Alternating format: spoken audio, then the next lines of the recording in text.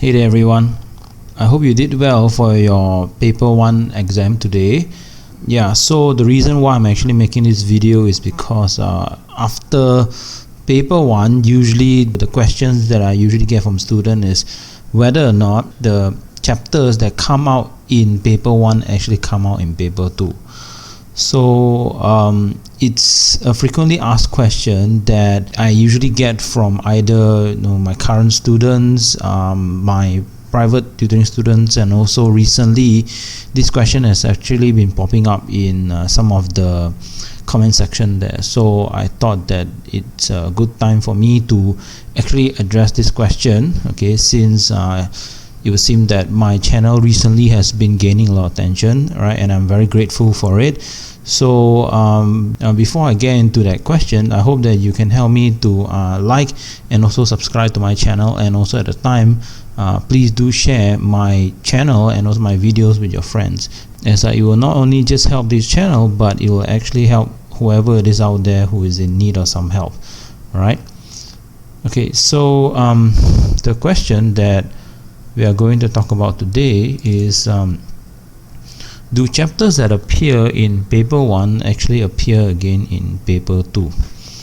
Right. Firstly, I would say that it is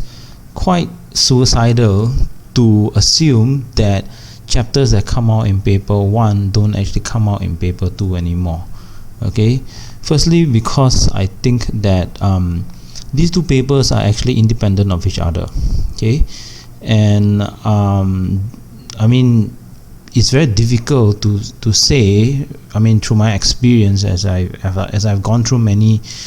papers before with my students already, it's actually very difficult to say whether or not it will or will not come out. Sometimes it does, okay, come out, okay, right, as in the chapter that appeared in paper 1, it appeared again in paper 2, and not just appearing in any way, but appear in a way that that is basically asking the same thing, right? That the question is basically focusing on something which is similar, all right? But there are also times where when it appears in paper 1, then it doesn't actually appear in paper 2 at all. So this will be a situation whereby, say for example, that you have analyzed the past year paper, and after that figure out, okay, which chapters that you think will most likely come out, right? The analysis that I've always do for you, okay, and then it so happened that whatever it is that you've analyzed and whatever it is that you prepare for actually came out for paper 1, and then it so happened, okay, that in paper 2 the chapters that come out are the chapters that you didn't actually prepare for at all, because you were so confident that these few chapters only will come out, okay, for paper 1, okay, and then it so happened that in paper 2 those chapters that you leave out completely actually appeared in paper 2. Alright, so I mean, it is very risky to actually have any assumption, okay, firstly about whether or not, okay, whatever it is that comes out in paper 1 will or will not come out in paper 2. Right. This is actually one of the reasons why I actually don't do any past year paper analysis for paper 2, because I treat the preparation for paper 1 as the preparation for paper 2 as well. So it is basically, I mean, depends on your luck. I would say that to prepare for paper 1 is much more easier, in the sense that it's still easy for you to make analysis and everything like that, because the options, okay, there are a lot of options, okay, alright, there are a lot of options, okay, and then if you remember that I always say that you need to prepare for at least 5 to 6 chapters, okay, whereas for paper 2, okay, there is only 2 options, and on top of that you need to also consider whether or not you can actually do the question, the data response question, as in the ABC. So that is why it is a very risky thing, okay. So I mean, this is what I think about this, okay, about this question, okay, since people have been asking me about it, okay. So I mean, after saying whatever it is I've said, okay, I would say that the conclusion to my opinion is that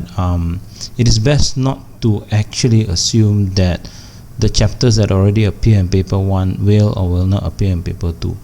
The best thing you can do is to actually be thoroughly prepared. So that is why I say that you need to prepare for at least 5 to 6 chapters from across the syllabus, so that whatever it is that comes out in paper 1, you're able to do, and also whatever it is that comes out in paper 2, you're also able to do. However, I would definitely want to know what you guys actually think about it, and whatever it is that your teacher usually tell you regarding to this question, so that maybe you might put me in give me some perspective, different perspective, and then I might have further considerations about this thing. So I hope this commentary, I would say, actually clear up some misconceptions about this question, and also I hope that it will actually be clearer for you to decide on the chapters that you actually want to do. So apart from that, I just want to say that thank you everyone, for showing my videos and also my channel a bit more support recently, because I've already been getting a lot of subscribers and also a lot of views, and genuine views, as in they actually watch the whole thing,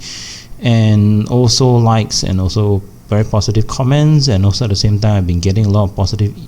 emails from people as well, right, telling me that my videos actually help people, and I'm very glad. It has been a few years already since I've been doing this thing, and it's only recently that it actually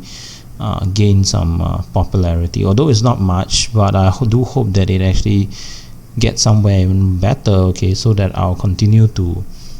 do more of this thing to help more people. So that's why I would really hope that you will actually help me to share my videos, and also do give my videos a like, and also do give your feedback about it,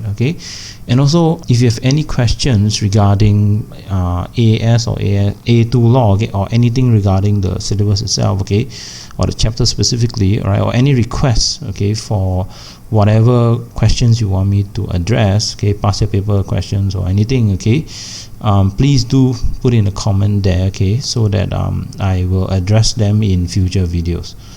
Alright, with that said, thank you for watching my videos, and I hope to